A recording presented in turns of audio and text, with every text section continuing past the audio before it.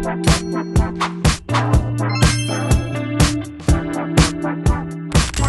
teman-teman, selamat datang kembali di Logitalk, Logistik Talk, tempat kita ngobrol santai tapi penuh inspirasi seputar dunia logistik. Kali ini kita akan membahas hal penting di luar mata kuliah, yaitu tentang pengembangan diri melalui beasiswa. Saya Raihan akan menemani kalian semua. Di episode ke-6 kali ini, kita mempunyai pembahasan yang sangat penting, inspiratif, dan sangat bermanfaat, yaitu tentang strategi meraih beasiswa. Dan pada hari ini, bersama kita telah hadir narasumber yang inspiratif. Beliau adalah Wordy KSE. Kepada Telaras, halo Telaras, apa kabar? Halo Rehan, kabar baik nih, Alhamdulillah. Gimana nih Rehan kabar hari ini? Alhamdulillah juga Telaras. Mungkin Telaras boleh perkenalan sedikit kepada teman-teman semuanya. Oke, halo semuanya. Aku Laras Lestari dari Teknik Logistik Angkatan 2023. Halo teman-teman.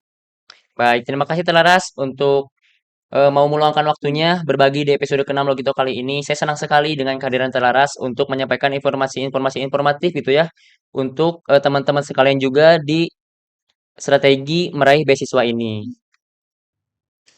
Baik teh, mungkin untuk pertanyaan pertama kita nih untuk memulai diskusi, kita mau flashback dulu nih teh ke belakang.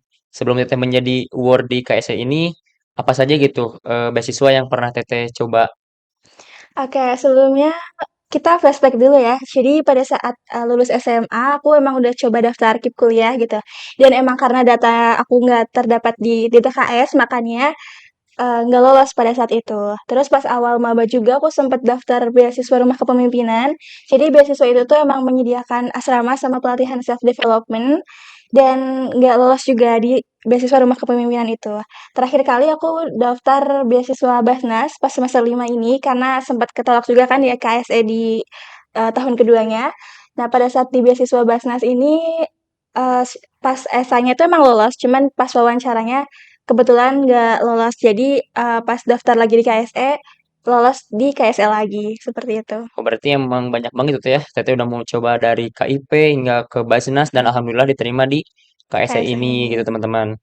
Baik teh mungkin pada awalnya apa gitu hal yang memotivasi teteh untuk mencoba terkait dengan beasiswa-beasiswa tersebut?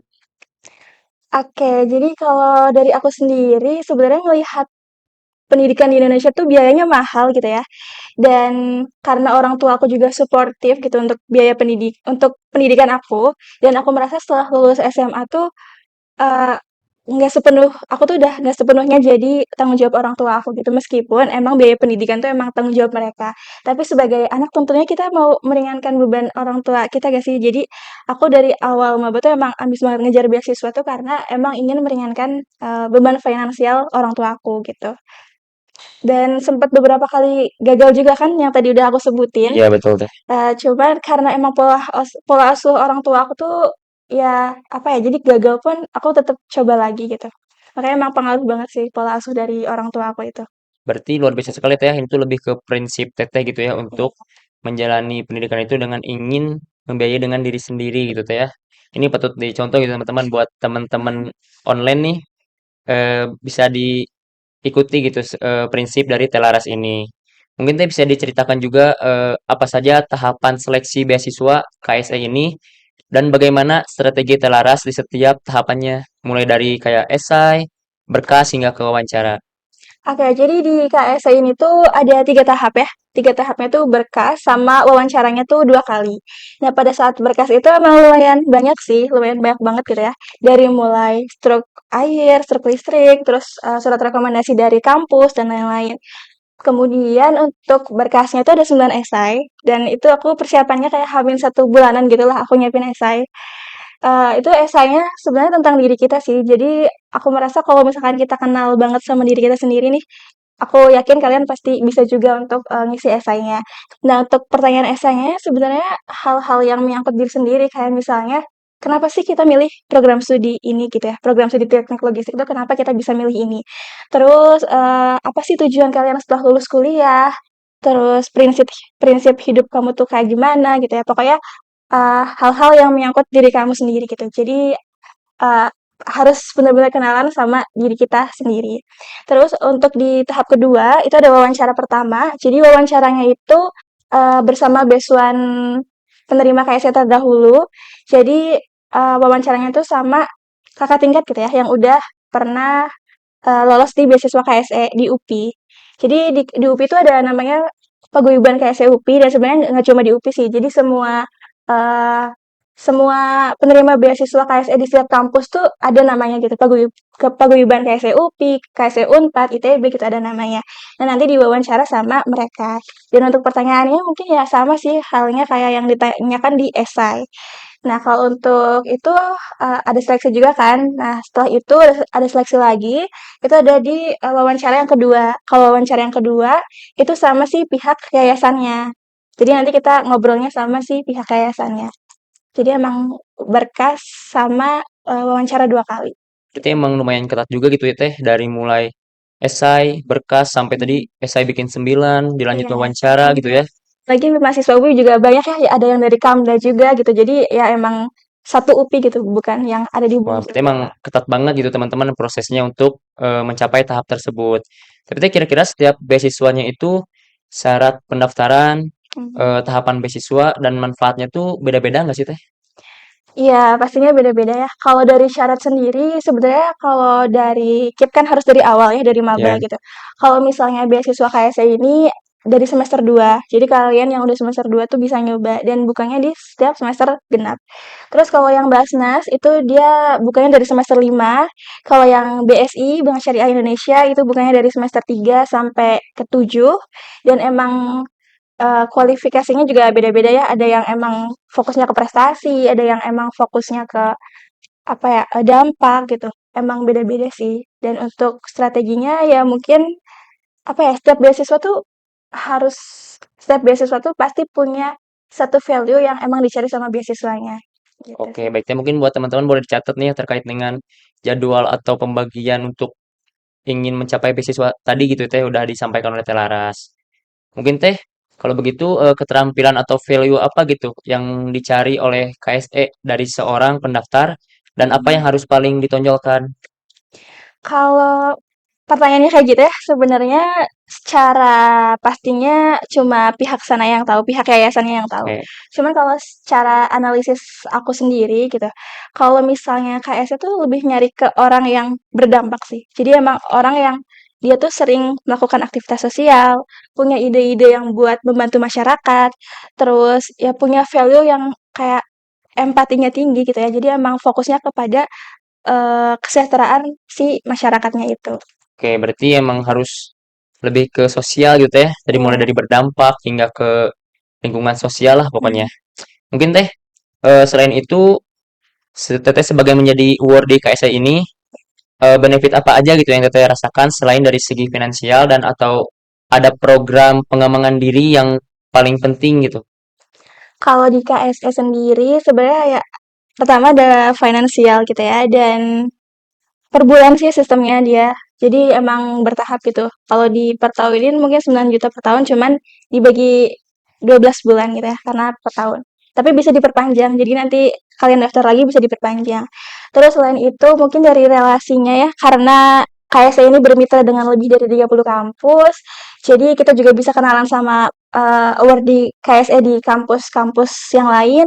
Dan terutama kalau di Bandung sendiri itu ada namanya Baraya, itu tuh jadi Bandung Raya. Dan isinya paguyuban KSE UPI, Unpad, sama ITB. Jadi kita setiap 1 tahun itu at least ada satu pertemuan rutin yang mempertemukan kita gitu. Jadi kita bisa kenalan sama mahasiswa dari universitas lain. Selain itu, kita juga ada pelatihan self development ya. Jadi kayak coaching gitu sama si pihak yayasannya. Jadi lebih ke apa ya? Jadi stimulus buat kita lah. Kalian tuh nanti mau jadi apa gitu ya. Terus lulus tuh mimpinya jangan setengah-setengah kalau punya mimpi. Terus kalau benefit lainnya, jadi di KSE tuh ada semacam perlombaan gitu, cuman emang diikuti sama si awardee-nya aja, kayak PKM mungkin ya. Jadi namanya tuh EA sama TFI. Jadi EA tuh Entrepreneur Academy, TFI itu Technology for Indonesia. Jadi kita bisa ngajuin proposal nanti ke yayasan. Kalau Entrepreneur Academy itu dia lebih ke bisnis. Jadi misal kita nih punya proposal bisnis nih, tapi kita nggak punya modal, kita ajuin ke sana, kita bisa dapetin modal buat usaha kita gitu. Terus kalau teknologi for Indonesia juga sama, nanti didanai. Misal kamu nih punya ide nih buat bank sampah pakai IoT dan sebagainya. Terus proposalnya di ACC sama si yayasannya, itu bisa juga didanai sama mereka. Selain itu, karena di setiap kampus juga ada paguyuban ya, jadi kita juga bisa kenal sama program studi yang lain-lain, itu sih.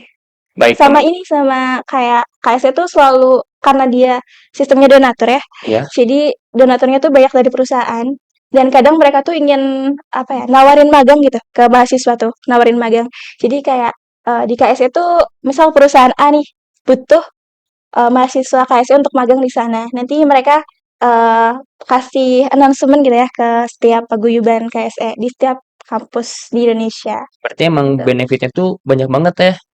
Tuh teman-teman boleh nih buat khususnya pejuang beasiswa ini mulai dari finansial, dapat coaching, kalian bisa difasilitasi dan dibiayai tuh ya untuk menjadi Iya, entrepreneur. Wah, ini gokil sih ini kayak saya nih. Boleh nih teman-teman buat informasi selanjutnya bisa ditanya lebih lanjut kepada Telaras. Mungkin teh ini ada pertanyaan juga ya dari teman-teman. Ada beberapa pertanyaan dari mahasiswa logistik yang sudah mengisi Q&A di Instagram. Yang pertama tuh dari @lfbryn. Pertanyaannya yaitu info beasiswa apa saja yang recommended min tanpa SKTM. Nah, boleh dijawab teh. oke, sepengetahuan aku ya, sebenarnya ada beasiswa yang emang gak pakai SKTM, dan diantaranya itu beasiswa KSE juga dia nggak pakai sih sebenarnya. Iya, jadi cuma selipin slip gaji orang tua doang gitu, nggak sampai ke surat keterangan tidak mampu. Terus yang kedua tuh beasiswa CIMB Naga, jadi dari bank gitu dia. Terus beasiswa unggulan, kalau kalian tahu itu sangat ya itu dari kementeriannya, dari Kemendikbud dan emang recommended, cuma syaratnya emang agak banyak gitu ya. Terus sama beasiswa Bank Indonesia, jadi beasiswa Bank Indonesia juga nanti kayak KSE juga dia ada perkumpulannya, ada Genbi namanya, dia juga nggak pakai surat keterangan tidak mampu. Mungkin ya bisa dicoba gitu ya, beasiswa-beasiswa itu. Baik, kepada @lfbryn nih, tadi udah dijawab oleh Telarasnya banyak juga terkait dengan beasiswa yang tanpa SKTM, khususnya di KSE ini gitu teh ya, bisa dicoba langsung nanti di belakang aja lah gaskeun. Mungkin teh lanjut ke pertanyaan kedua nih teh. Dari Abdullah Hudan. Oke. Pertanyaannya adalah info beasiswa S2 dong Kak. Aduh, ini aku masih S1 udah ditanya beasiswa S2 ya. Ya mungkin teteh tahu nih terkait info beasiswa-beasiswa gitu ya Oke. untuk S2. Kalau Boleh setahu dijawab. aku populer sih emang LPDP ya. Dan itu emang bisa ke luar negeri juga. Jadi LPDP itu ada di dalam dan luar negeri. Itu mungkin bisa dicoba. Cuma emang syaratnya agak kompleks aja sih. Dan ya benefitnya juga sepadan lah dengan syarat-syaratnya. Selain itu, aku belum explore lagi sih, baru LPDP juga. Cuman kalau misalkan emang butuh info lagi, aku punya saluran komunitasnya juga.